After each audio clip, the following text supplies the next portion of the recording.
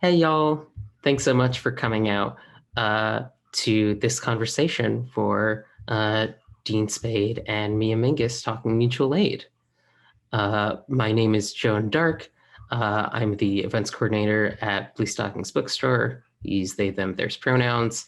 Uh, and it's so exciting to have y'all here. Um, if you didn't know, Bluestockings is a feminist bookstore, queer and trans run bookstore, anti-capitalist bookstore. We are based out of the Lower East Side in New York City, uh, formerly at our location on 172 Allen Street in for 21 years, working on our build out for a new space on 116 Suffolk Street. And if you want to help us out, and also,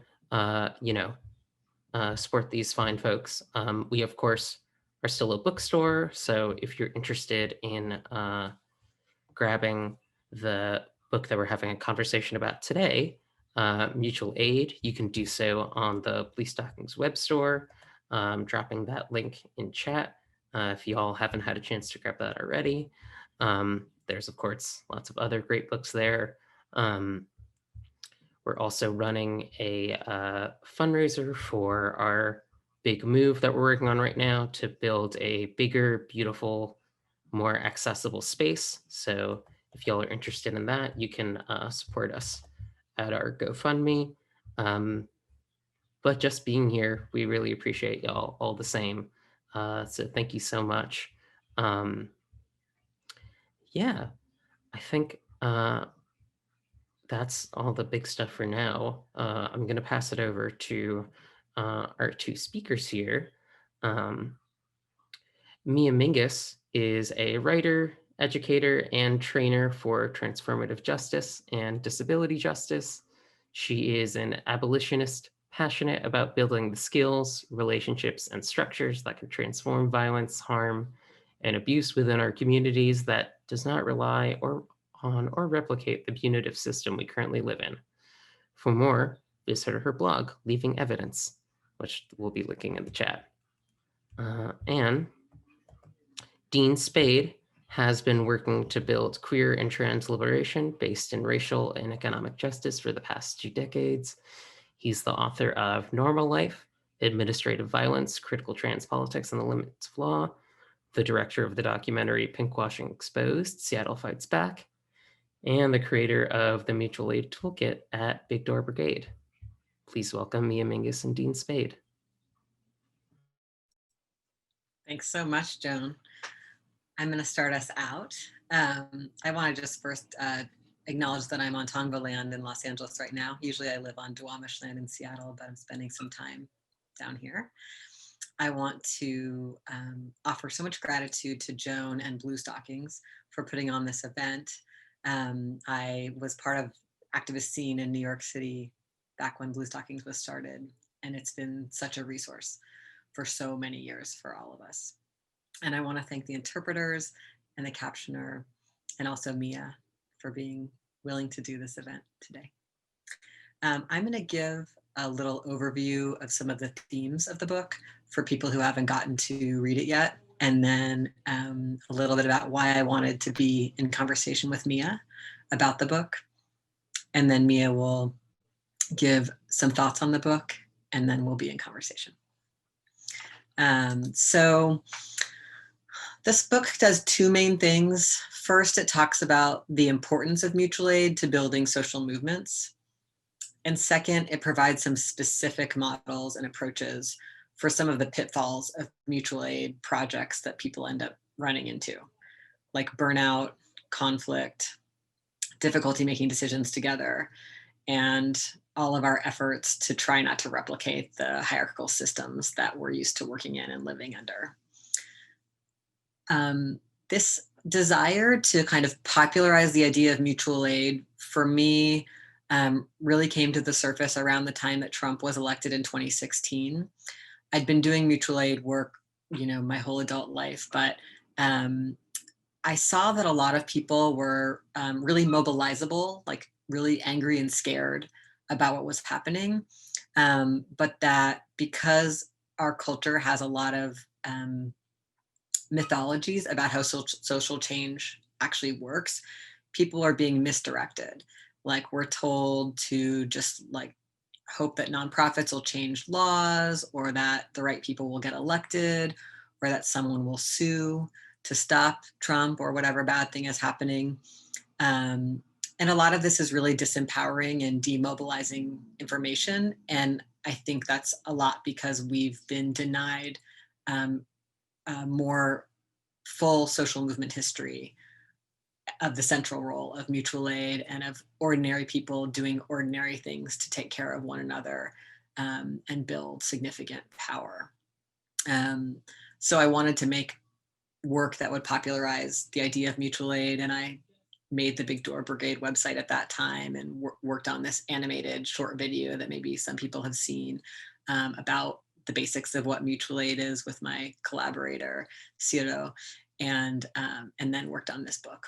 Um, it's part of, I would say, like a longer arc of work in my life about realizing and talking and writing about and doing activism about how law isn't going to change or fix the crises that our communities have been facing and continue to face and worsen.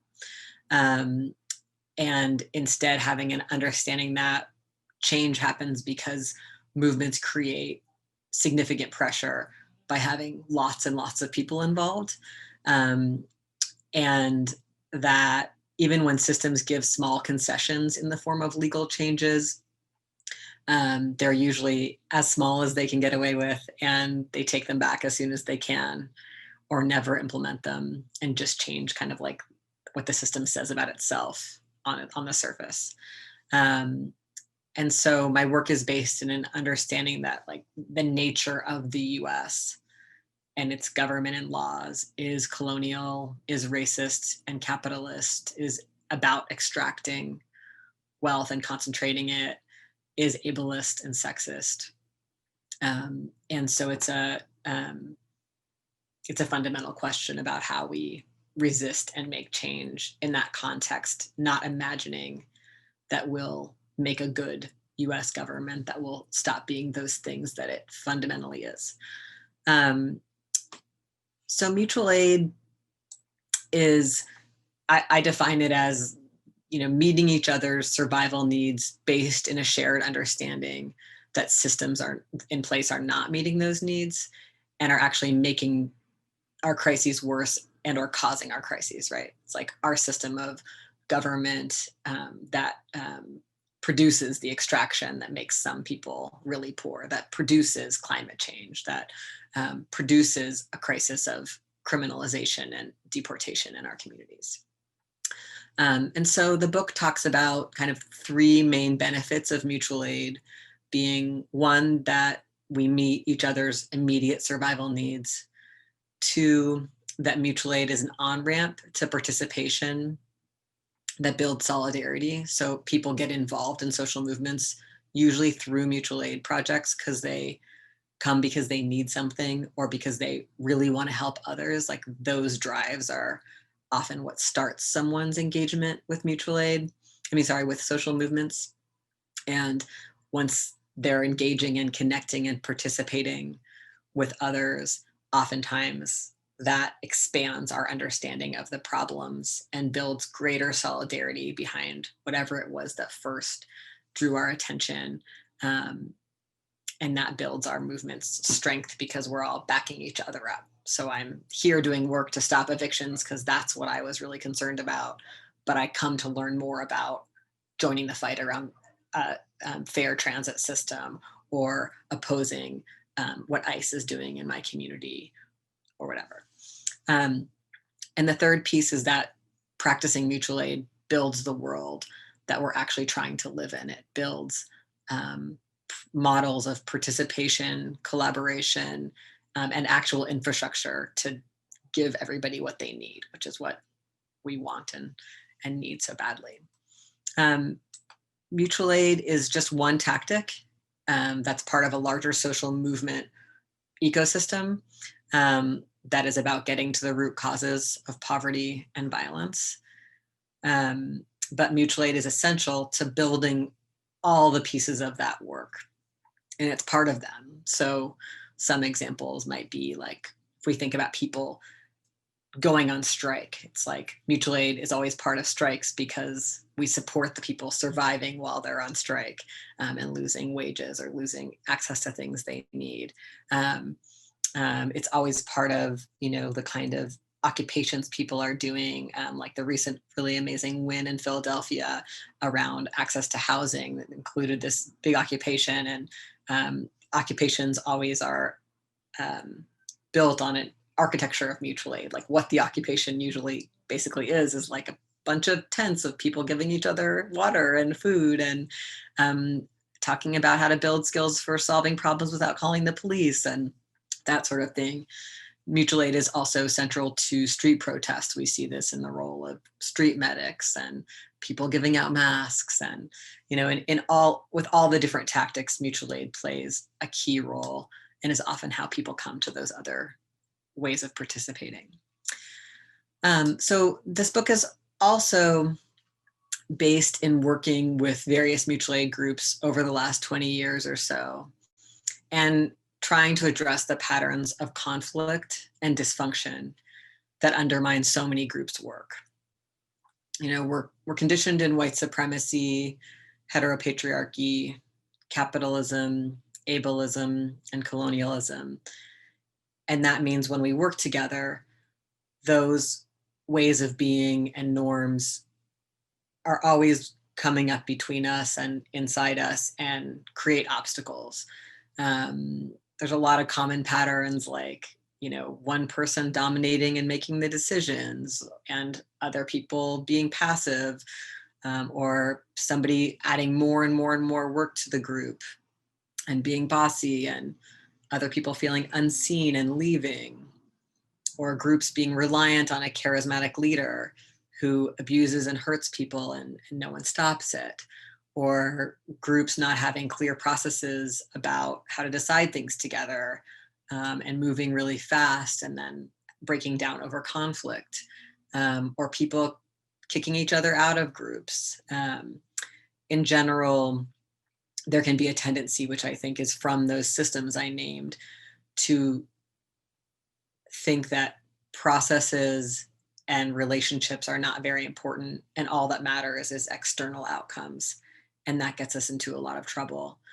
And we're all bringing wounds, and sort of internal settings from living in a society that throws people away and discounts people and sets up a binary of good and bad that makes us tend to be accusatory and defensive. So all of this makes working together hard and really important as a practice of healing, and dealing with how these behaviors of hierarchy, overwork, flakiness, disorganization, rigidity, secrecy, all kinds of things, refract through our particular identities, so that when we hurt each other in these ways, it has the weight of centuries of hurt and can cause really brutal conflicts. So this book really tries to bring some attention to those dynamics and some of the creative ways people in mutual aid groups are trying to address them, because it feels essential to the survival of this kind of work, and therefore all of our survival. So I particularly wanted to have a conversation with Mia today because of her long ongoing work on transformative justice and disability justice, and the central ways that those two frameworks or political projects or practices really require each other and are very entangled. Mia has done so much work that has influenced me on this, from her work on pod mapping to her writing and speaking on access, intimacy, her amazing writing about how to give a good apology and what really constitutes accountability. I also, when thinking about this, was thinking about how influential her short story in the book Octavia's Brood was for me, um, which so much of her work both lets us imagine totally different ways of being together and living that lets me desire those ways. And also her work is full of like incredibly pragmatic, immediate practices that help us become the people who could live together in the world that we're trying to build. So I just think she knows a lot about mutual aid and about some of the most challenging obstacles facing people doing mutual aid and some of the most pragmatic and imaginative ideas about how we might do this work together more according to our principles. So I'm excited to be here with Mia, and I'll turn it over to her. Thank you, Dean. That was very kind of you. I was like, there's like part of me that's like, make it stop, make it stop. Um, I'm sure many people on this this webinar can relate. No, thank you so much for inviting me to join you. I think that like in so many ways, and you name this in the book, which I have right here. Look at, I'm really enjoying these little books that people are making. Like I kind of don't want any more big books.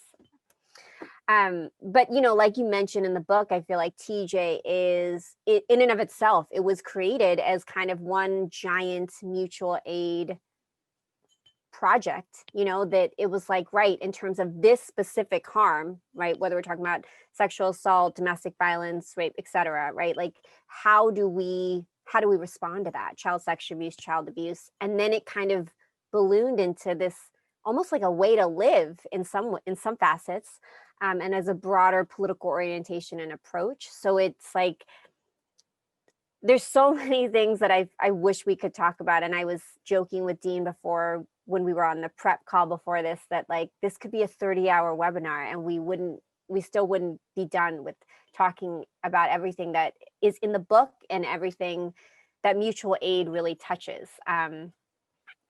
Like, so there's so many pieces to this. One of the places that I was thinking about when I was reading your book is this idea of resisting authoritarianism and resisting this idea that there has to be an expert. And I think that so much of mutual aid, well, one, I think it's important to always say, oppressed communities have been practicing mutual aid forever. It doesn't matter whether you're talking about disabled communities, whether you're talking about poor communities, communities of color, et cetera, et cetera. Even things, concepts like queer chosen family, like came about as through mutual aid and through the work of survival and of caring for each other. But I was thinking about this idea of the expert, and I think that so much of what happened this pandemic, we can really see the way that mutual aid and also the other conditions surrounding it, the way that it played out, that there were people who absolutely like jumped into action and started to like figure out how we're going to grocery shop for our elderly neighbors, or started to reach out to meet their neighbors, maybe if they've never had to. But I think there were also millions and millions of people who were just kind of waiting for somebody to come and something to happen. And then as the year progressed, realized, wow, that's not going to happen. And we got to figure out what to do. And so I think there's like this piece around, like one of my favorite examples of mutual aid is the 504 sit-in that happened in San Francisco, which if you all don't know about it, you should totally look it up. But, the disability rights movement was occupying buildings, federal buildings in San Francisco, and the Black Panther Party was practicing mutual aid and like bringing meals across the bridge from the East Bay, from Oakland, to them. And there were so many more examples of mutual aid even within the sit-in, but just like that they were able to occupy those buildings for 28 days, and that would not have been possible without the practice of mutual aid. But I also feel like there's this piece in that of people just taking it upon themselves and not waiting for permission, which is something you talk about in the book as well, right? That we can't wait. And I wanted to couple that with, especially also because you're a law professor, I think this idea of law, like I don't know how radical we want to get into this, but I do think that, you know, if the law is immoral, then we do not need to abide by it. And so, like, I think there's this piece to mutual aid that, and to our movements in general, that to me is just so powerful around right, it's not even just like authorities and, you know, an expert or what have you, but it's also like these ridiculous laws that are tend to be so arbitrary and yet also very intentional in terms of the exploitation and oppression and social control they're meant to enact. But like, how do we find that in ourselves? Because I find with transformative justice, that's one of the hardest things that I run into 9 times out of 10 is people are, one, like, you know, why this should be, I should be able to go to the state or what have you, and things should go well. And then when we're doing transformative justice, like, well, Mia, you just tell us what to do? And it's like, that's not at all how transformative justice operates. Of course, I can share things that I know, but ultimately what we're talking about is communities, pods, you know, intimate networks, deciding, figuring out things for themselves and making decisions that best suit the conditions that they're living in and the immediate needs they face. And I think like mutual aid, and coupled with that, to me is TJ. TJ is mutual aid. They're both in the same, because you know, one of the core concepts of transformative justice is how do we respond to violence and harm in our communities in a way that meets the immediate needs, right? And whether that's immediate safety, medical care, whatever, how do we meet our immediate needs in a way that transforms the conditions that we're in, so that hopefully that harm or violence doesn't happen again? In other words, how do we meet our immediate needs in a way that gets us closer to the world that we actually want to live in? And to me, that is the core concept of mutual aid that separates it from charity, for example. Whereas with charity, you know, it's reinforcing the status quo. But we wanted to have a conversation, so I'm going to stop there so we can go back and forth. Well, I make many things that you said made me want to ask you a lot of questions. One of the questions that I wanted to ask was, like, you mentioned this thing about how a lot of the, I think a major critical intervention of mutual aid, disability justice, and TJ all together is this critique of expertise, right? Like disability justice says, like, that the whole process of people being diagnosed, of there being people who get to decide what other people's medical needs are and get to medicalize others, and decide what an appropriate life is or an appropriate experience, like all of that. And then obviously in TJ, it's all about moving away from the police and the prisons as like where we deal with our conflicts, and instead moving like towards ourselves and our relationships as like, well, how do we solve problems together and like make this stop happening and figure out why it happened? And mutual aid is all about deprofessionalizing. I think we all also have a pretty big critique of like social work, law, like all of these professions that are pretty coercive and have been very consistently like racist, colonial, sexist, etc. So I think one of the dilemmas is that in TJ, there's simultaneously a like, let's all start practicing now, and a like, we actually want people to study together and to, you know, we want some quality control, because it's pretty, there's a lot of things that can go sideways when we are the very deeply imperfect people we are, that were raised in these settings that we've been raised in, and these relationships and these habits and stuff. And then we do this thing that's new and different, and all the old stuff creeps in. So I'm just curious, like, to hear you talk about that tension about expertise. Yeah. You know, just small questions we'll start out with, Dean. Listen, I feel like that is one of the hardest kind of complexities and contradictions that we're in. I mean, not just with TJ, but I think with so many types of experiments that we're trying to run across the board, which in our movements, right? Which we should be doing that. So, right, this tension of like, how do we make it so it's like, right, there is no expert, like, go for it. Try something new. We would love that. And there's a lot of harm that could happen if you just jump into the deep end of the pool. Like, how can you get, to me, the middle ground is, and what I try to encourage people is, how do we get as much support as we possibly can, knowing that we'll never have enough support. Like, it's kind of like when people who end up being parents, right? Like, you should try to study as much as you can because it's a really important job, and you'll never be ready. Like, and I think like this is the part of TJ, and I think mutual aid at large, right? Like, people who are feeling like, oh, I don't know enough, I can't do enough. I mean, one thing I love about mutual aid, which feels a little bit, well, yeah, I guess both of them, and that I try to impart to people, is that mutual aid, TJ, can happen between two people. It doesn't have to be a community, a whole entire community getting involved. And I would actually steer people away from the entire community getting involved to like one process. But I think that we're sitting right now, in my mind, we're sitting in this contradiction right now, right? Like, because then when things do go awry, people are like, ah, TJ sucks. Like, forget this. It doesn't work. And I'm like, the metaphor I always use is a garden. And I'm like, we can't keep trying to plant plants in toxic soil. So like, you're trying to address a situation that happened without understanding the connection to the conditions that helped to create that situation in the first place, which is what we're seeing with Trump right now, right? That people are so concentrated on Trump and the Trump administration that they seem less concerned about the conditions that actually allowed for the Trump administration and Trump in himself to be able to come about. And so I think like most of the TJ leaders that I find myself in deep respect for and in comradeship are folks who are like I said before, happy to share with you what I know. And we're all in the same boat as well. Like, yeah, I might have more time in and I might have more experience in this, or I might have more competency in certain places or skills, but like it's always hard.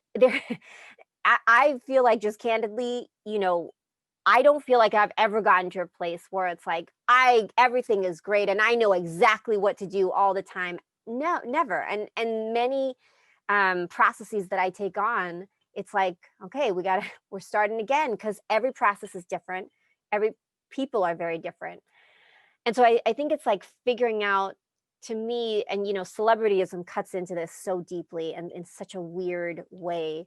How do we balance these things? Like, how do we learn how to admire somebody, for example, right, without putting them on a pedestal or dehumanizing them or making them into this untouchable expert, right? Or like this celebrity that like is just better than you. Like, how do we do that? And so much of that to me is internalized capitalism. Yeah, I mean, I think there's also a big perfectionism thing in this, which to me is like a white. No, what are you talking about, Dean? It's like a white supremacist and sexist value, perfectionism. It's like, and one thing it does is it stops people from taking action, because they're like, if I can't do it perfectly, I shouldn't do it. And one way I see this work out for people who have any kind of self-understood privilege, like they're white or they're owning class or whatever they are, is like, I have to wait for somebody to give me the instructions. That can be really problematic. And what's really behind that is actually, I can't bear to receive feedback if I try something. So it's like our anti-racist politics and our other politics aren't so that we don't take action. They're that so that we can hear the impacts of our action and keep changing and growing. But we live in this intense society of, are you good or are you bad? So it becomes safer to like do nothing than to do and minimize people's complaints and concerns and impacts. And so I feel like this is sorry, I'm probably speaking too quickly. No. This is like a really big, deep piece of work for us all, is to find out where perfectionism is living in us, either as I refuse to hear feedback, or I'm safer if I don't go out on the limb of trying things together with myself or others. And I think that's it's hard, and it relates to the celebrity culture piece, and even just in very local activism of taking people down if they make any mistakes, as if anyone is not going to make mistakes. And that's also living in a prison society where we throw people away. I Absolutely. want to go back to one thing you said about mutual aid between two people, because I think this is a complicated question. On the one hand, sometimes people call everything mutual aid. And so on the one, it's like mutual aid is a value, like we can get through this together. And so then it makes sense to share, to use that term to talk about practicing that value, even in intimate relationships. But on the other hand, mutual aid sometimes means like when we organize with people to meet each other's needs, including strangers.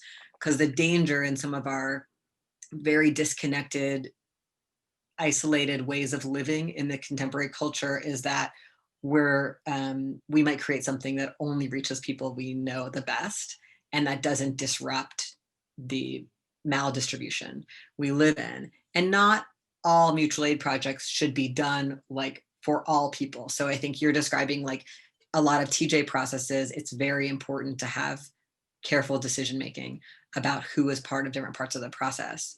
Whereas, like, I love these jail support projects where people sit outside the jail and anyone who walks out, they offer rides and, food and different kinds of help to. And they're not like, well, what were you charged with? And what were you arrested for? And are you a parent? And are you on your meds? Like, that kind of like, this is for everyone, no strings attached, no special eligibility requirements, is a vital intervention of mutual aid that is different from charity, and that says everyone deserves everything, and that builds our skills at interacting with a lot of strangers, which is or people we don't know as well, or wouldn't choose to be best friends with, which is a set of skills that we really need to survive the current and coming crises.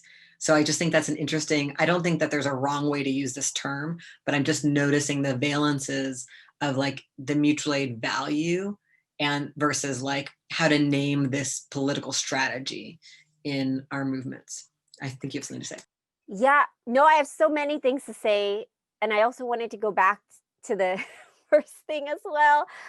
Okay, wait. But in terms of the strangers versus people we know, yeah, I think that, right, that's another kind of just complexity and also just difference. Like, so I think it's important to name there's different ways to do mutual aid.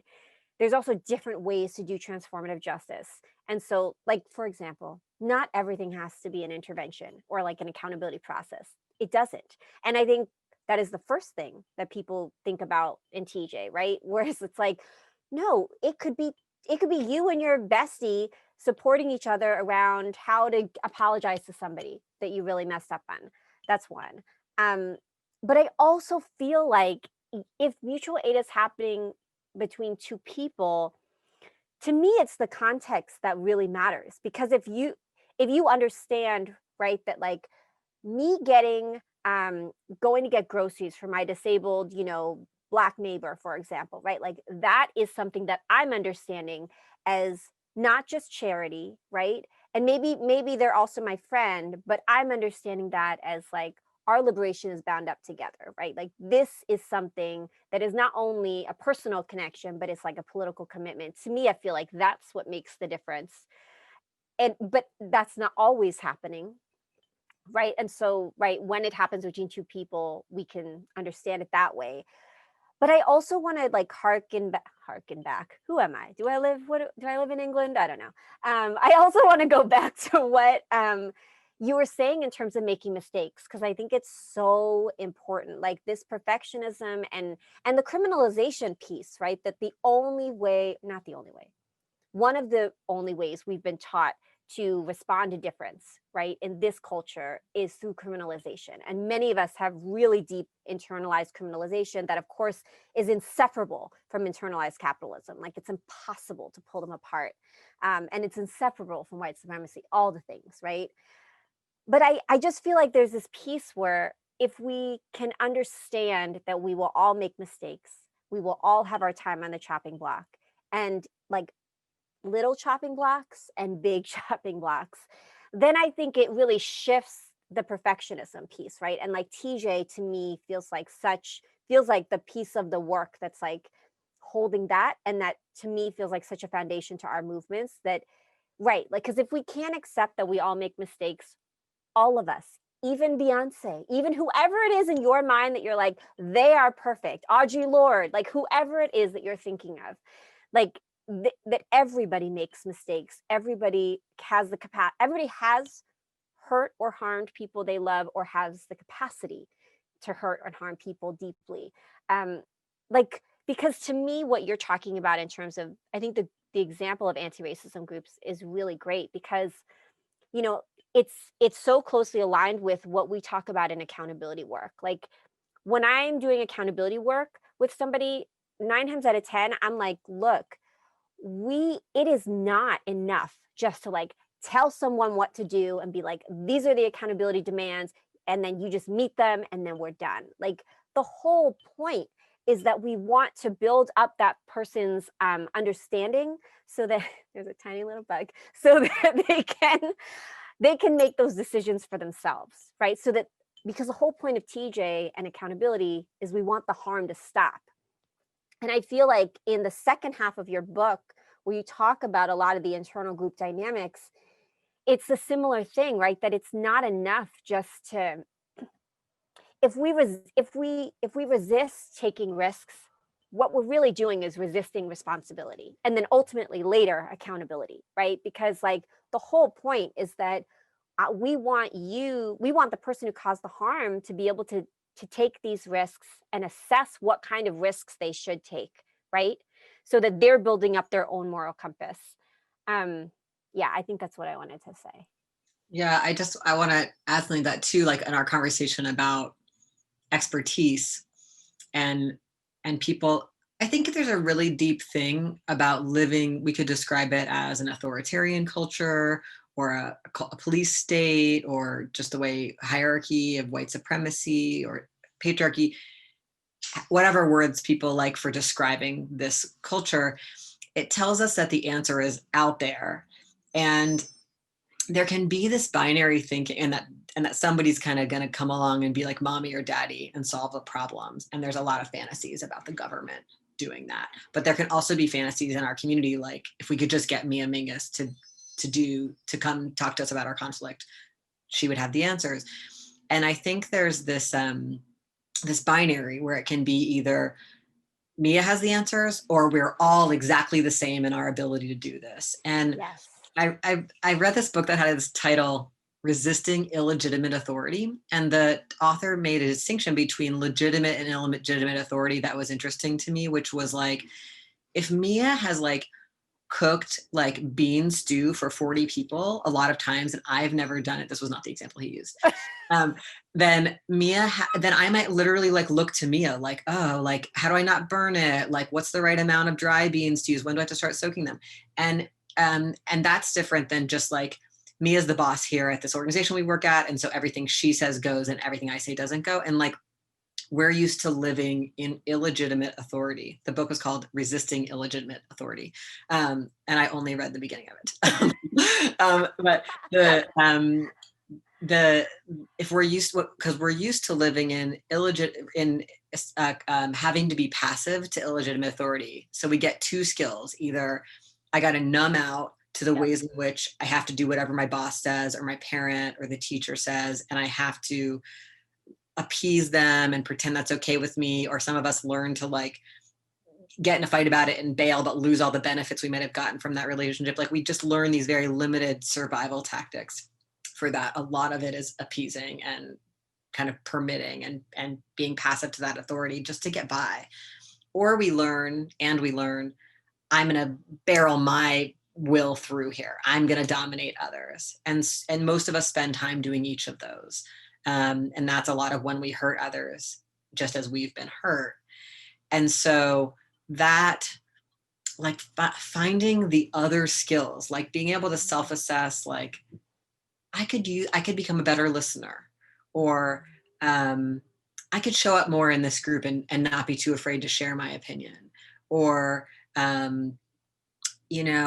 I don't tend to notice whether the space is leaving people out, and I'd like to notice that more. Or I don't notice people's cues about how the meeting's going, and it makes me not as good a facilitator. Just whatever, like what support do I need to gain those skills, or to identify that some of them might be out of reach and partner with someone who has them. Like this whole kind of like framing of like developing ourselves and taking in feedback and trying to notice how we're participating is terrifying in an either or, good bad society. And it's so much to me what TJ is about, like all the work from all the TJ writings about like self accountability, like doing these self assessments. How did I not live by my values today? Where did it show up? It was this way I interacted on the bus, or this thing that happened with my, family member. Like, can I, because if the more practice I have trying that stuff out, and like you're saying, giving a good apology, the more likely when someone's like, in this group, Dean, you did this thing that was really an iteration of white supremacy. And it's scary because it's so not what I want to do. And I love this group. And then I've done this thing. I'll be much more able to try to take that in and sort out what's the right next step if I've got some practice, not just trying to be perfect and cover over when I've been imperfect. Absolutely. One of the best things that I feel like one of the practices that I think has been most useful is, well, one, making sure whatever group you're part of has values, like written down, and that everybody's agreed on, and that don't just sit and collect dust somewhere. So like one is in groups, we've read our values before every single meeting. We just go around the room, everybody takes a value, they read it out loud. But then the second piece, what I was actually going to share is, I oftentimes begin meetings with that and then say, great, our opening question is, what value do you feel like you're doing well at right now? What value do you feel like you're really sucking at or really struggling to do well? Because even just opening up those small spaces for people to be like, yeah, I'm really, really not doing well at this, right? Or like, sustainability is a value I have, and I'm not getting enough sleep. I'm not taking care of myself, right? I didn't eat today, or like, that just opens up even just those little spaces where we can all start saying, yeah, start illustrating we are all complex people, but two, start saying like, this is where I'm not in alignment with who I want to be. Even in that small way, I find can be the building blocks to help then one, set a cultural norm that it's like, yeah, everybody here is a full complex human being who's not perfect. But two, then when something happens, even if it's small, we have some track record, a little bit of track record, right? To be able to say, like, to harken back, to go back to something and be like, right, like we have a little tiny bit of muscle memory in there. It's not, maybe the stakes are much higher with the thing that we're actually talking about now, but it's something. But I also feel like, Dean, in what you're talking about, to me, so much of this is really about interdependence. And like, this is the thing that I really believe, if we don't really dig into embracing and practicing and valuing and getting curious about interdependence, like our species is not going to survive. I mean, both on a climate change level and the way that we are interdependent with the climate, but then also, like the climate and mass incarceration, we're at these levels of disposability culture that we just can't sustain it anymore. And to me, TJ is really talking about, in my mind, like we are interdependent. And so when violence or harm happens, it's not just between these two people, or it's not enough just to kind of sweep it under the rug, because it's gonna impact things.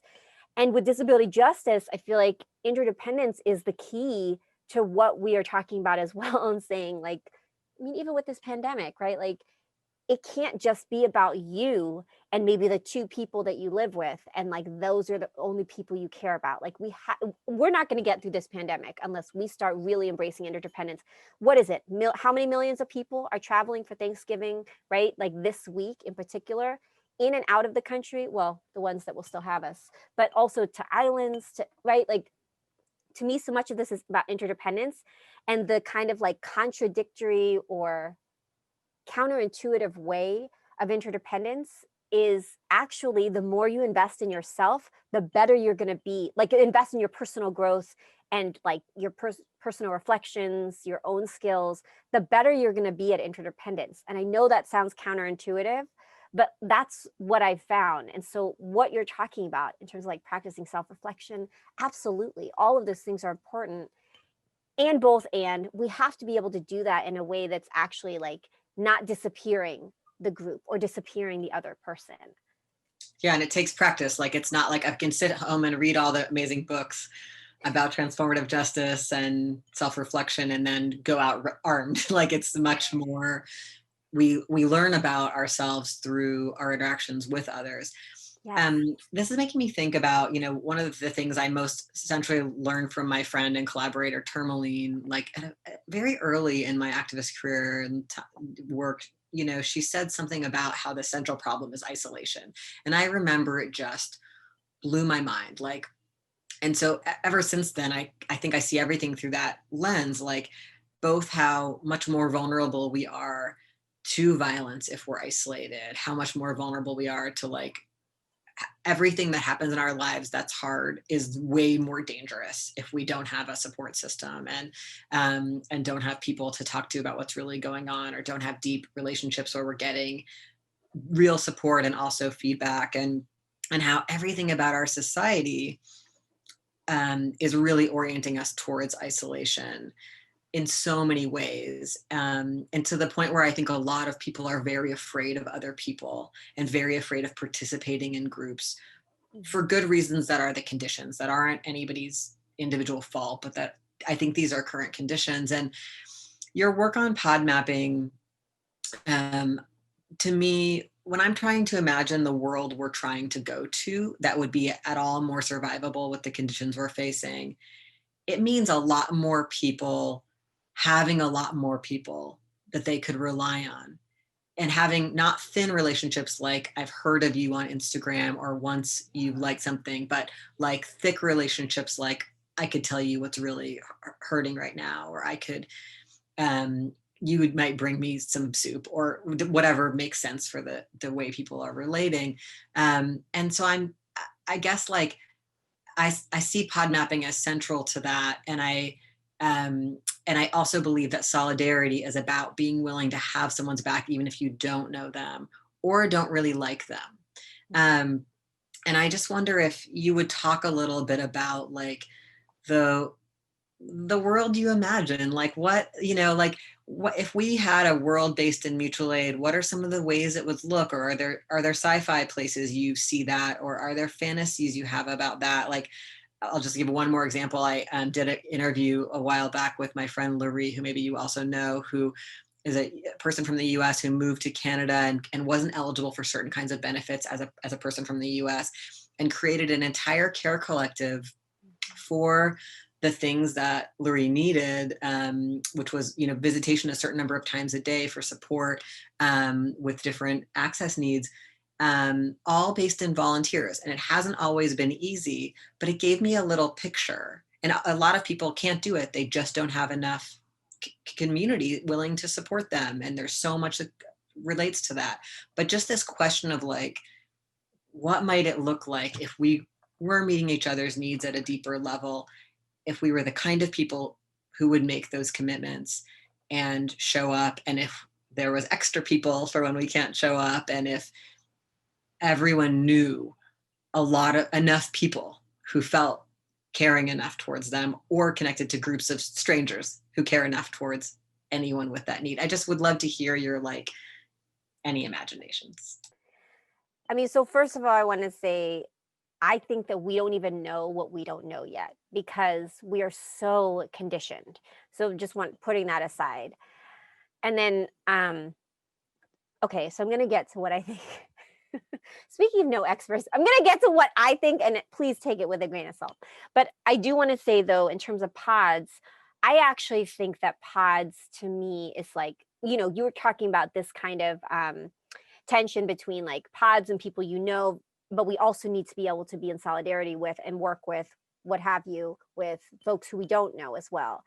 To me, pods is like the scaffolding upon which we can build into that type of work. Because, so one, Tormeen, Laurie, both brilliant and wonderful. Everybody should look them up. When I think about interdependence and I think about like breaking isolation, right? Like you know, there's that famous quote, I don't remember who said it, but like everything you want is on the other side of fear, right? Like I think about like if you could have your pod people to be able to kind of catch you as you're taking these risks, like that to me is how I think about that kind of pod scaffolding. That of course your pod are, and again, you can have as many pods as you want to, but like of course your pod folks and your pods are people who you have real relationship with, who you could actually take down, lower that mask, right? So that what you're saying or what you're expressing actually matches like what's inside of you, you know, that you're risking vulnerability essentially, which we know is vulnerability is the only pathway to build trust, and trust is what we need to have sustainable relationships. But that, you know, that as you're taking these risks to like join that group or start that mutual aid project or what have you, that then when you inevitably mess up, make a mistake, get out of alignment, that you have support. So that's just one. I mean, when I think about the world that we're going to need, so I also tend to think I'm really obsessed with how we're going to get there, because I think it's really easy to say things like no borders, no white supremacy, you know, like, but it's like, but what does that mean? And how are we actually going to do that? To me, pods and interdependence is one way.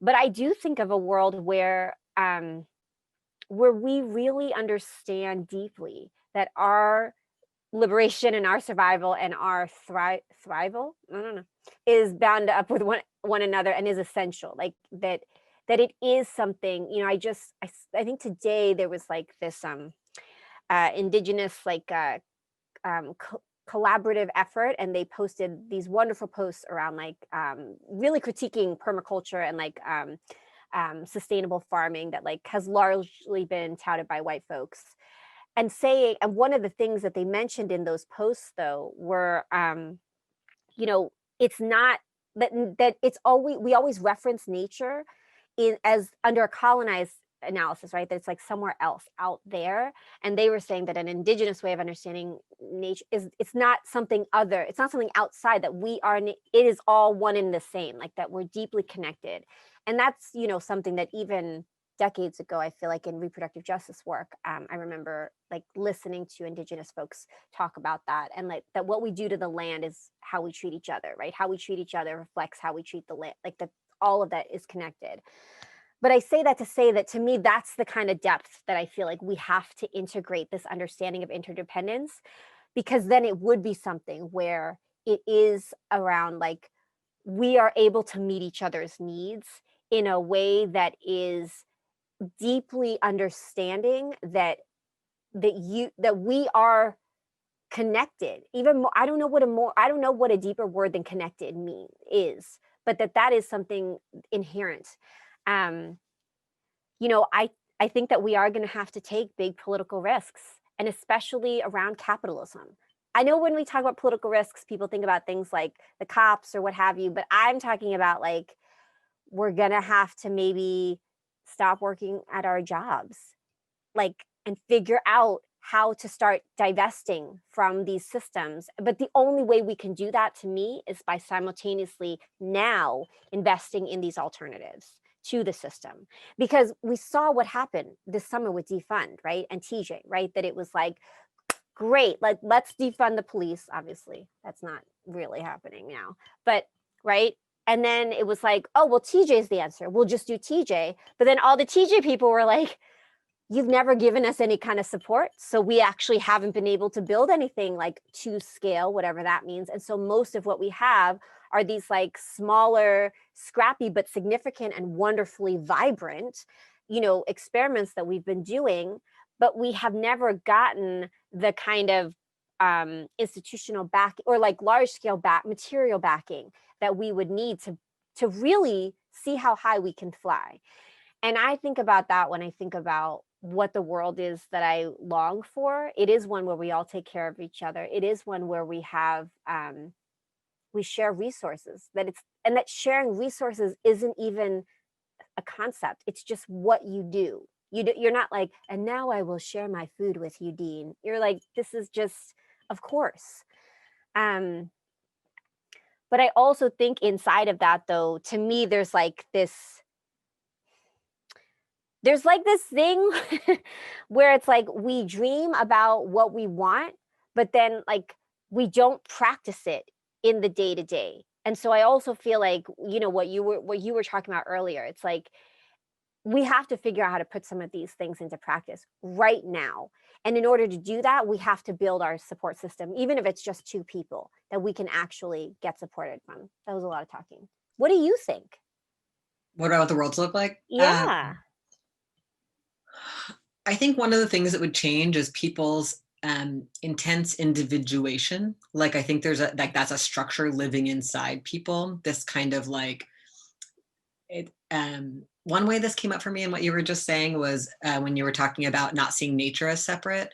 I had this experience recently with a meditation teacher who encouraged us to not, when the thoughts come up, when the programming, the anxiety, the shame story comes up, to be like, wow, that's an expression of nature. It's not like mine. That's not who I am. And I don't have to be like, I'm bad. I'm having that shameful thought again. Bad, shame, shame, shame. Or I'm having a vengeful thought. And that's not what I believe in as an abolitionist. Or like changing the relationship so that I can see that I'm living in, there's scripts living inside me. And also so that I can, so that aspect of de-individuating in the sense that I can make choices while compassionately seeing the ways that stuff lives in me, but also decide that's not my action.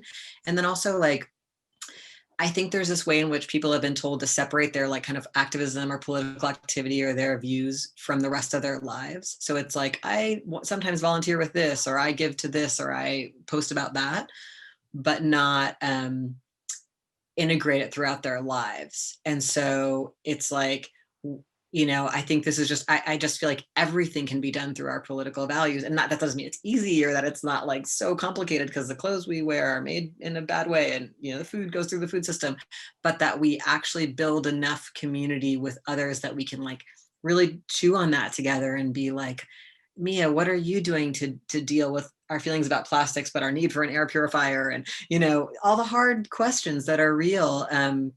And so that we don't have to numb out to get through, numb to sort of pain of the world to get through.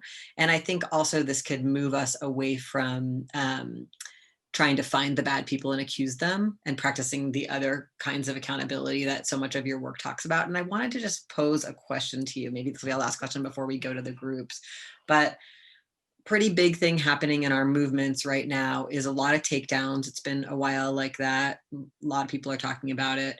But there's a way in which I see a broad set of tendencies to kick each other out or to prevent people from joining the work. That, of course, is sometimes connected to important values we have. Like we do want to like do some vetting sometimes to make sure that like cops aren't joining our groups undercover and, but there can be kind of like some extreme tendencies of not being able to grow the work because we're really judging people. Or I see a move a lot where I'm just like, oh yeah, Mia's fucked up to people, and I don't say what it is why I'm saying that, and then you don't get to be part of us. Or where I you hurt me in some way, or and I want to get you out, but not because necessarily there's actually a danger to anyone. Just the complexities of this. And so I think there's a tension between being able to choose and have boundaries and be like, you know what, I can't be in a group with this person who, hurt me in this way, and the need to be able to have boundaries, and also the need to build models not based on excluding people or having people have to be perfect to be part of us. And I'm just wondering, I just want to hear your wisdom on that. I just see that complexity and tension. Like, what are some of the tendencies you're worried about? What are some of the moves you see people making that might help us through? I do think that, oh God, there's so much, Dean. I wish we had like another hour to talk about this because it's such a huge question.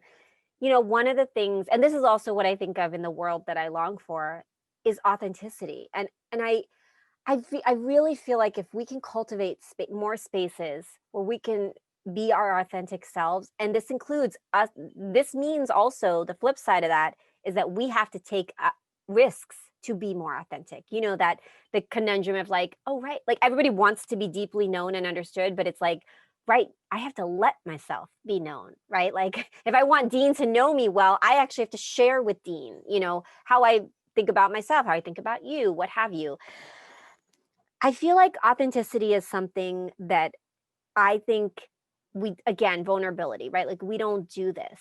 And the more spaces, even in small ways, that we can practice authenticity, I think can have an impact in this takedown culture, cancel culture, whatever you want to call it, right? Like, and the ways that we criminalize each other, the ways that we write each other off. You know, I think it's always so funny to me that it's like, binaries are bad. They're terrible. And if you don't think binaries are bad, then you're terrible. Like we just keep recreating the same thing. And like this is the problem with trying to imagine these new worlds, is that, you know, I think it's like I think it's a bit like the way that heaven functions and like Christian supremacy, where it's like we just think about heaven, but it's like, but what's happening right now? And how do we practice the world that we want right now and do that? You know, I I think if we can be more authentic with ourselves and each other, I think it will be less likely that then we will put that project, right? The perfectionism, project the criminalization, project the fear, project the deep fear of disposability and not belonging, right? Onto other people. Because really, like at the end of the day, people we're built for belonging, and we want to be connected to people, and in different ways. Like I want to be clear about that. Like for some people eye contact is really important, other people not, like, you know, different ways. But I think most of us want that deep connection and want that belonging. And the thing that our punitive culture the thing it does that's so fucking cruel, I'm so sorry that I'm cursing, is that that's the thing that it exploits, right? That if you don't get in line, then you are a bad person. And what people don't even care about being a bad person. People care about then being disconnected from and cut off and isolated from the people they love, or the people they love not wanting them anymore, right? And like that tension, that dynamic is something that we continue to allow happen, and then again we internalize it. Like to me, I feel like our culture of disposability, one, I think it's important to remember, it doesn't come from us, it comes from the conditions we're living in, but that we've also then internalized it. Like I think this is the thing about, you know, the last question around like what is the world we want. I think most of us, like I know that we could shut down prisons. I know that that can happen, and we can shut down the prison industrial complex. I'm concerned. I think that we can get rid of police. I'm concerned that we're going to just redo incarceration or criminalization or surveillance in just a different way. We're just going to create new cages that we have to live in. And so, like, to me, I feel like authenticity, and because to me, that is like the way we get to true belonging and true understanding and knowing each other. But, you know, we're not going to get there if all we do is just draw lines in the sand and say, like, you're either with us or you're against us. If you don't agree with this, then you're not radical enough, or you're not political enough. But, you know, obviously there are standards like and values that we want to hold, but can we do that in a TJ way? I don't think that answered everything you asked. It's okay. It just made me want to say, and then we should look at the questions. You should look at Signal and see what you think about the questions that Joan just sent us. But I guess one thing I want to say is that I feel like in a lot of the community spaces I'm in, ableism is actually really happening around who people are excluding. Yes. And it's not in ways that people think about. It's like, the way I think about it is that like an ableist culture makes extremely narrow social norms. Like if you don't act and hold your body and express yourself exactly like this and have your feelings only in this range and only at these times, like what it takes to be like a person who's allowed to go work in a place is like the such a narrow place, and people are so many ways. And I think people often like don't like someone or don't want to be around them, and it's actually like one way to think about it would be that it's ableist norms being enforced, and those are often like happening with racist norms and with sexist and homophobic and trans, like, but I feel like that's why one of the things I'm trying to talk about when talking about mutual aid is, can we choose to be in deep connection with one another, whether or not we like each other, whether, and also people just do stuff like looksism and, like, I want to be in the group with the people who are cool. All of those things can have wrapped in them capitalist stuff and ableist stuff and sexist, fatphobic, etc. But I guess it's like, that's the challenging, the deep internal, like, why do I feel an aversion here? Mm-hmm. And if I'm feeling an aversion that's like based in something really important, like someone's harassing me, or like, there are good reasons to feel your gut, and also there's programming. And I just and right now people are under so much stress and experiencing exceptional isolation. So I see breakdowns happening in tons of groups because, when you're under stress, we usually act our worst behavior, and then we're totally intolerant of it in each other. And then because we're all under stress, and then things devolve into pretty intense divides and conflicts. And so, I mean, I don't know the answer. It's not like I have access to my best self when I'm under the worst conditions, and who does? But I'm like, how do we bring that awareness and compassion into these really, we're not about to have easier conditions. So I'm like, this is what we're working with, is pandemic, economic crisis, climate crisis, the air is full of smoke, people are dying, like, it's real. And I just wanted to name that piece that was connected to my question. Absolutely. If you want to say more or dive into any of these questions Joan sent us. I just want to say quickly, like, I think whenever I say like ableism undergirds notions of whose gets to be understood, whose bodies in particular, body minds, gets to be understood as disposable, something that we can, who gets to be valued, who gets to be, all of that. I think people think about it in like a more like politicized theoretical way of like laws and things, but that it trickles down into, but that it actually seeps into how we are in our everyday relationships. And that ableism actually is such a huge part of how we understand who is valuable, even in who we choose to be friends with, who we choose to work with, how we construct our spaces, even how we've constructed gender. I mean, like, we could talk about this forever. I would love to talk about this forever with you. So I just want to say that because I think it's so key. And I think the irony of all of this is, one, there was an article written about 4 or 5 years ago that was put out. I don't remember who wrote it. Was it Newsweek? It was BuzzFeed? Was it Politico? I don't remember. But it was like basically estimating that a fourth of all adults in the US are disabled. Right. And now with this pandemic, and especially compounded by the conditions we live in, whether that's pollution, environmental degradation, white supremacy, criminalization and surveillance, whatever it is, poverty, the amount of disabled people, the demographic is going to be exploding.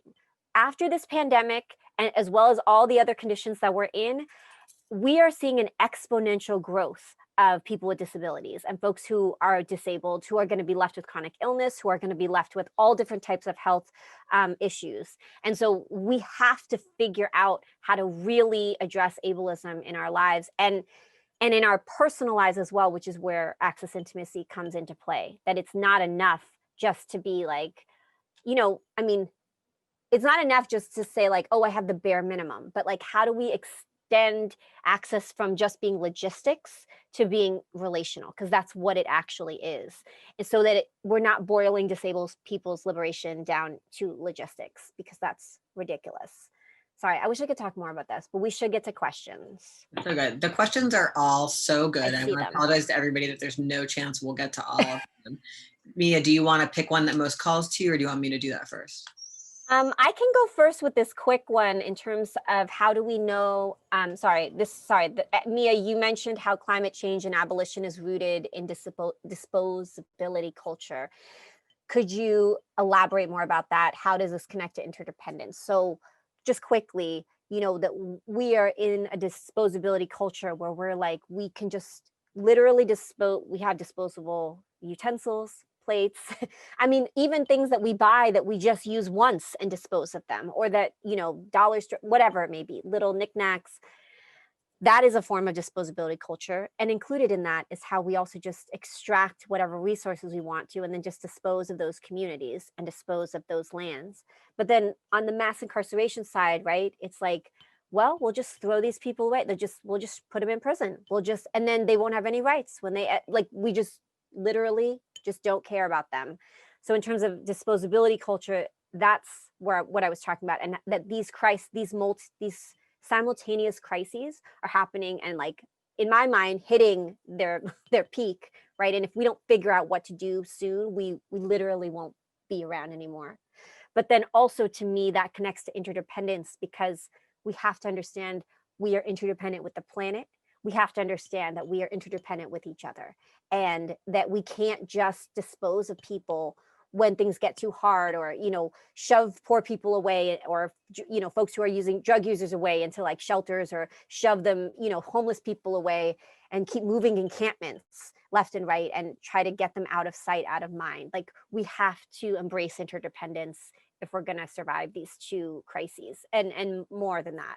I hope that helped. Go ahead, Dean, you should go. I mean, I love all these questions. One that stood out for me was this one about how lots of people don't believe everyone deserves everything, and how do we have compassion for them and engage them and share space with them. And I just want to say, and this related to me to this other question about when we see people in our lives engaging in disposability culture.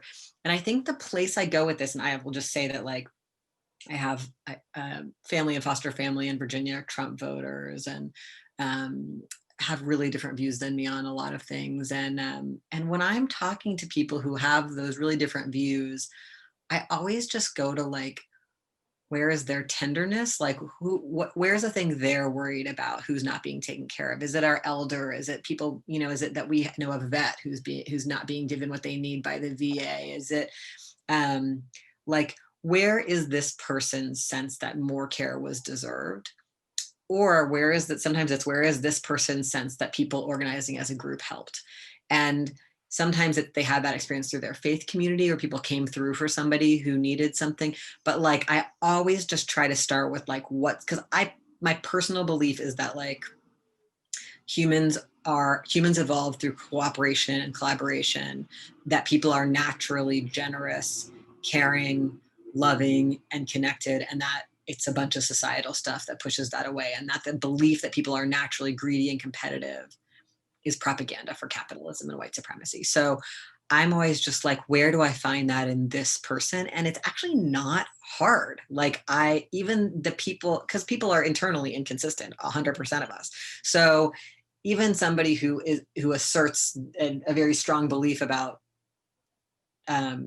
somebody being undeserving of care or life or healthcare or housing or whatever, there's somewhere else where their beliefs or even their actions show something else. So I just want to say, like, and I also think that another way to engage compassion practice when we're working with people who have some beliefs that we think might be really harmful or that are even hurting us to hear is just to remember that we have some too. Like, for me, I'm just like, either I used to believe that, or there are whole areas where I'm not seeing that I'm also doing something like this with regard to something. And I think one of the places this comes up is how to not be perfectionist with new people entering our movements and groups. Like, oh, you don't know the jargon yet? Great. You don't believe in abolition, but you do think we shouldn't build this jail, or you do want to help support people in this prison because your daughter's there? Great. Like, there is no need for us all to be identical to start. And one more piece, and maybe this is like a little bit like edgy for some people, is like, can I engage with somebody who's new to movement, who says some things that are even like really crappy? And do I have to confront them about that first thing, or can I build trust with them? And the example I'll give is people who like don't know about trans stuff. We're meeting on some other realm. We both are worried about people in the detention center, or we're both worried about, the gas drilling project or whatever. And I want this person with us so much. And I can remember that my life is full of people who see me and care for me. And so I can start this relationship and be like, oh, that's a little hard that this person's struggling with my pronoun or something. And find the right ways to have the conversation, but not necessarily have to like jump down their throat at the first moment. And obviously that only works if you're feeling that internal sense of support and safety. And it's fine to have boundaries and to not want to work closely with people who haven't learned some stuff yet that are key on ramps to respecting you.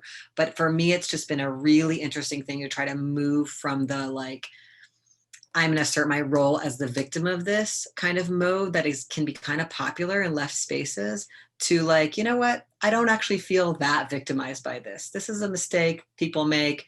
I look forward to having this person learn it, or I could ask a friend to help them learn it if I don't feel like I have the energy to teach someone else about this. But I can see all the potential for this person to be part of our movements.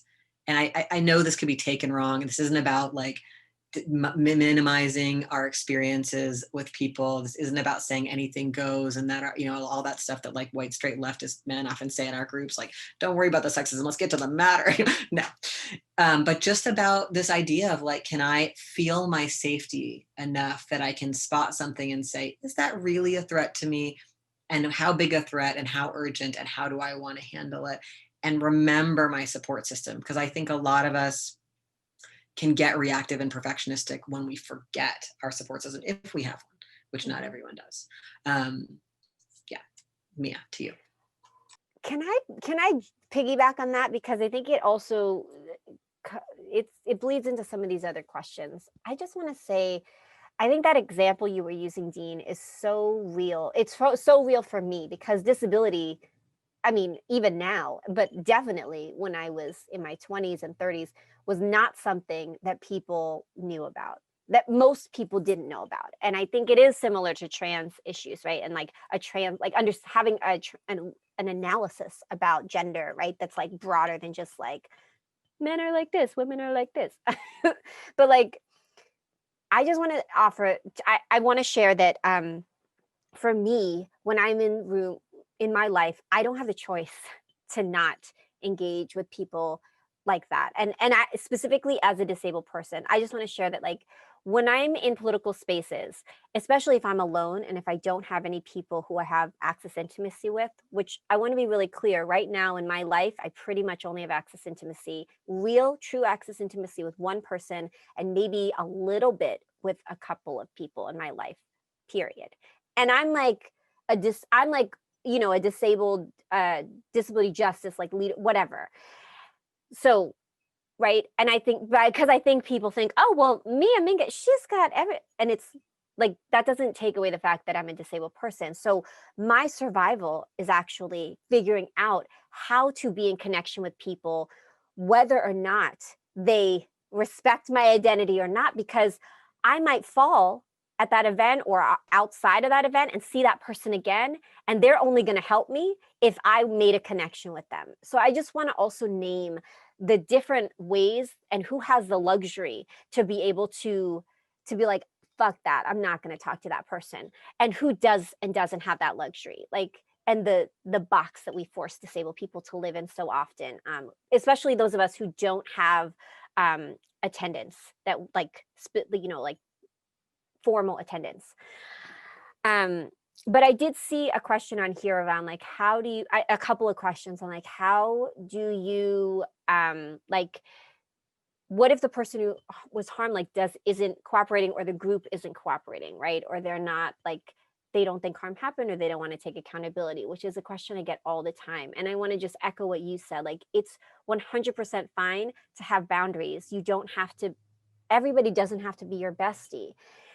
And it's also important that we distinguish punishment from consequences, right? That, like, there are consequences to people's behavior, and it can't, and that's really important. I mean, we teach children this from a very young age. We teach our pets that, well, some of us do, but like, I think that that's important to name too, that it's okay if if you're not in alignment, I think having a conversation about, again, your values and about what matters most to you, which are oftentimes our values, right? And saying, and talking about that. But I think also also compounded by this question, right? Finding the balance for yourself. This is where your own self-assessment really comes into play, to be able to assess for yourself, am I in the place where I can hold this person, or do I even want to? Forcing yourself to do it is not a good thing.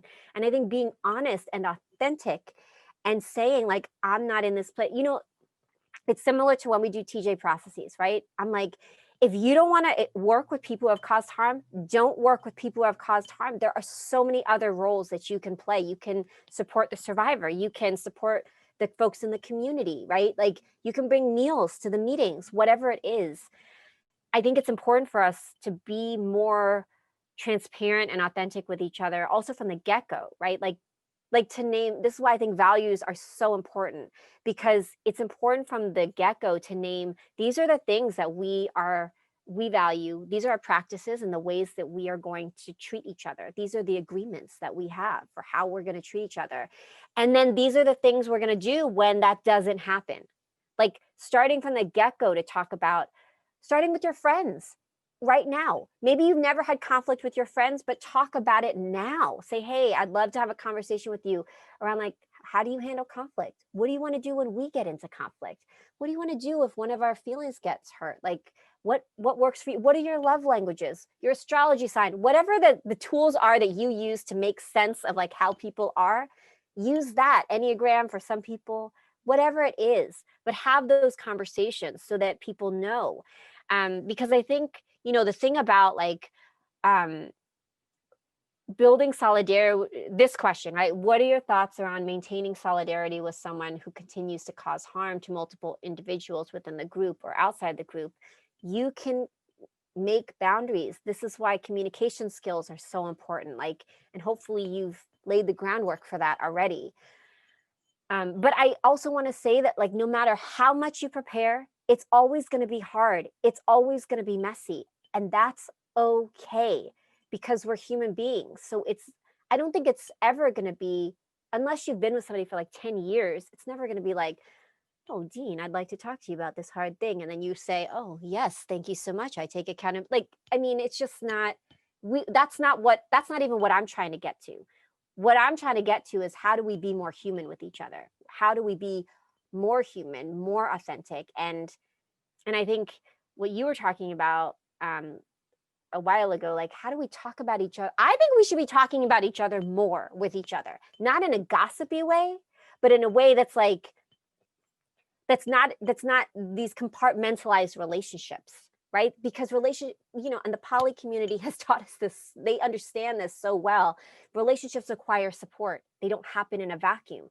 So if I'm friends with Dean, I hope I have friends that I can talk about my friendship with Dean about. And of course, I want to talk to Dean about my friendship with him too, but that's not considered gossiping, right? That's like, if Dean is having a problem with your friend Dean, right? You come to me, that I'm like, great, how do I hold space for you? And we do it in a way that's not character assassination, but that can hold, like, that you're like, Mia, I just need to vent about this person right now. Like, and I know that I love them, but I'm so mad. And that I can hold space for you, right? Or that if you're having a problem, I can support you on how to talk to how to bring it up to that person.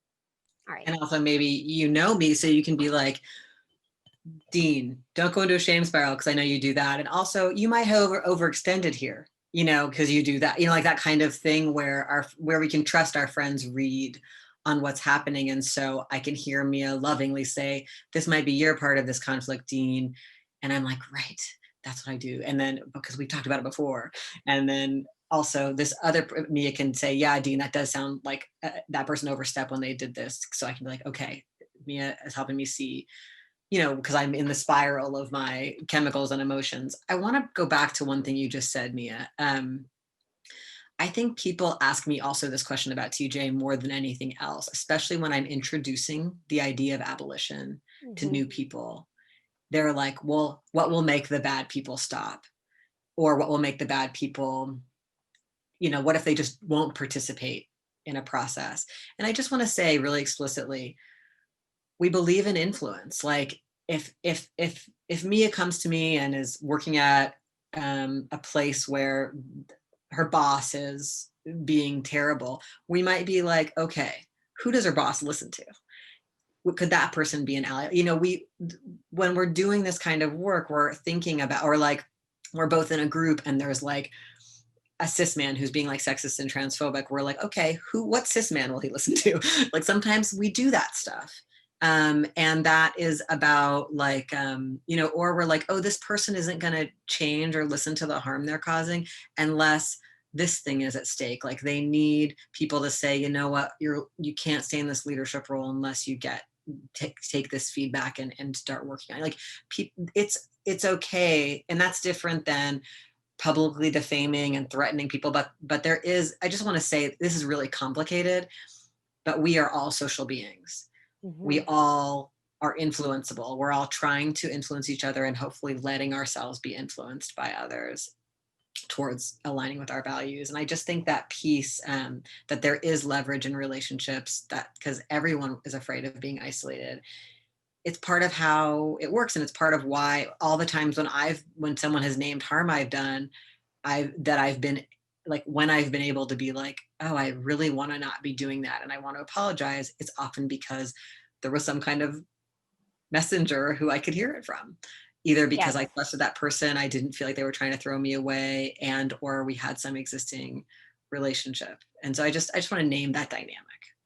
Absolutely. And I feel like also the pragmaticism of it is so important because of course what I say to people is I'm like, if you want to drag someone on Facebook, drag them on Facebook, but don't call it transformative justice. Like you can do whatever you want to do. One of the main points I say when I'm teaching people about apologies is I'm like, if you don't want to apologize, don't apologize. Like again, authenticity and knowing yourself better, but also that might mean maybe you just need to get through some anger first. And it doesn't mean you can express anger to people, but maybe you're at a place where you're like, I'm not even in the place where I can express it in a accountable way, right? Like Dean, the example you just used, right? Like if you're in a shame spiral right now, that is not the time for me to be like, well, what is your part in? Like, then I'm just going to hold space for you and support you till you get out of that shame spiral so we can actually have a conversation, right? And that's part of just being in human relationships. Means sometimes you have to hold space with the other person and there's a give and take. Sometimes there's not enough room for all of our stuff, for my and Dean's stuff all at once. Sometimes it's like Dean has to hold space for me. And maybe your stuff doesn't get covered that day, but then maybe we cover it later, right? I think we have these very unrealistic ideas about how accountability is going to work and how relationships work. And, you know, they're just so much more complex. We should have an entire conversation just on this. Yeah. Yes. Okay. Oh, sorry. wrap up. But I think also just that thing around when we're really isolated, like a lot of people are isolated and the only relationship they're in is with a family member or a romantic partner, and nobody can be everything. And some days people can't hold your stuff. So the more connections we have and the more people we have thick relationships with, the more likely that it's okay that right now Mia can't be there for me because somebody else can. And it's just so important. I think that's my also just long-term problem with like the romance myth and the idea that one person will meet all your needs. Not surprising that 30% of people are in domestic violence relationships, if that's the myth we're going under. But I'm realizing we're out of time. Final words, Mia. But I was just going to say, P.S. I'm just so happy that we had a real conversation and that we didn't actually prep a ton for this because it felt so lovely to talk to you as real time. Yeah. Thank you all for being here. And thank you so much again to Bluestockings and the interpreters and the captioner who unfortunately we lost due to a power outage. But in case folks didn't see, Joan said the video will be available later with captions on the Bluestockings YouTube. Thank you.